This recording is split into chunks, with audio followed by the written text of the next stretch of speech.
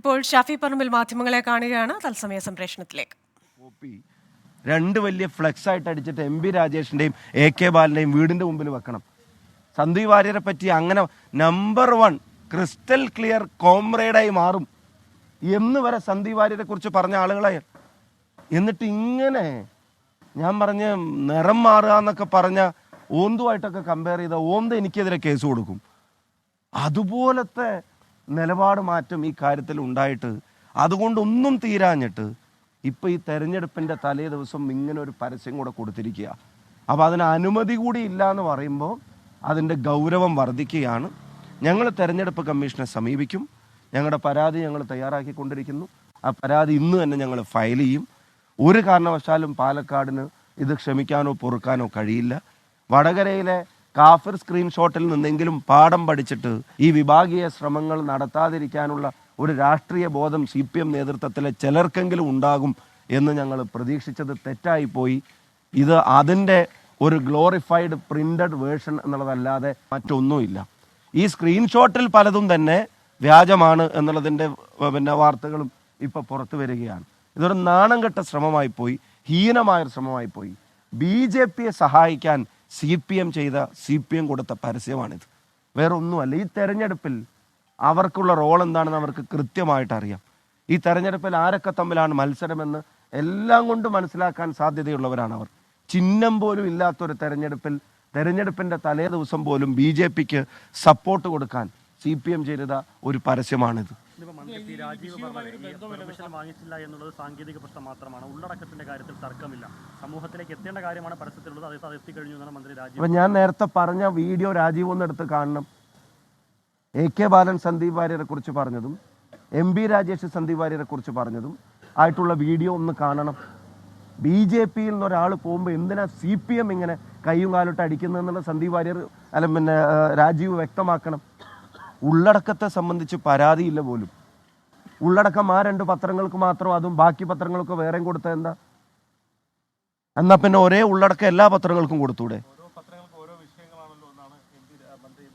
എന്നുവെച്ചാ അത് വായനക്കാരന്റെ ജാതി മതമാണോ പത്രത്തിന് പരസ്യം കൊടുക്കുന്നതിന്റെ മാനദണ്ഡം? വ്യക്തമാക്കണം. എന്ത് മാനദണ്ഡത്തിലാണ് ഈ 2 പത്രങ്ങൾക്ക് മാത്രം അത് കൊടുത്തതെന്ന് വ്യക്തമാക്കണം. ഓരോ പത്രങ്ങൾക്കും ഓരോ വിഷയവും ഞങ്ങൾക്ക് മനസ്സിലായില്ല.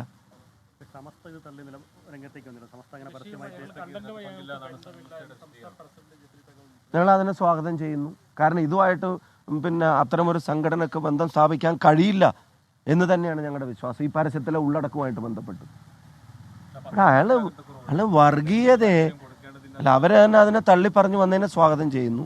ഒരാൾ വർഗീയതയെ തള്ളിപ്പറഞ്ഞു BJPയും സംഘപരിവാറിനെയും വെറുപ്പിന്റെ ഫാക്ടറി എന്ന് വിളിച്ച് അവിടെ ഉള്ള കാലത്തെ സംബന്ധിച്ചുള്ള തൻ്റെ ഖേദവും അതിൻ്റെ കുറ്റബോധവും ജാള്യതയും പരസ്യമായി പറഞ്ഞ് അത്തരം ആശയങ്ങളോടും പ്രസ്ഥാനങ്ങളോടുമുള്ള തൻ്റെ ഡിസ്റ്റൻസിങ്ങിനെ പരസ്യമായി ഡിക്ലെയർ ചെയ്ത് ആ വാദങ്ങളെയും ഉപയോഗിച്ച വാക്കുകളെയും വരെ ദൂരെ കളഞ്ഞുകൊണ്ട് തന്നെ രാഹുൽ ഗാന്ധി മുന്നോട്ട് വെക്കുന്ന ഇൻക്ലൂസീവ് പൊളിറ്റിക്സിൻ്റെ ഭാഗമാവാൻ ഒരാൾ തീരുമാനിക്കുന്നു എന്ന് ഡിക്ലെയർ ചെയ്യുമ്പോൾ അതിലേറ്റവും അസ്വസ്ഥത ഉണ്ടാവേണ്ടത് BJPക്കായിരുന്നു.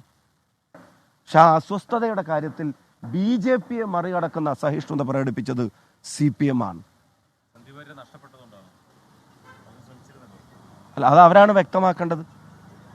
ഞാൻ വെറുതെ പറയുന്നതല്ലല്ലോ, നിങ്ങൾക്ക് എല്ലാവർക്കും അറിയാവുന്നതല്ലേ ഇതിൻ്റെ ഇവരെങ്ങനെയാണ് ഈ കാര്യങ്ങൾ പ്രതികരിച്ചെന്ന്.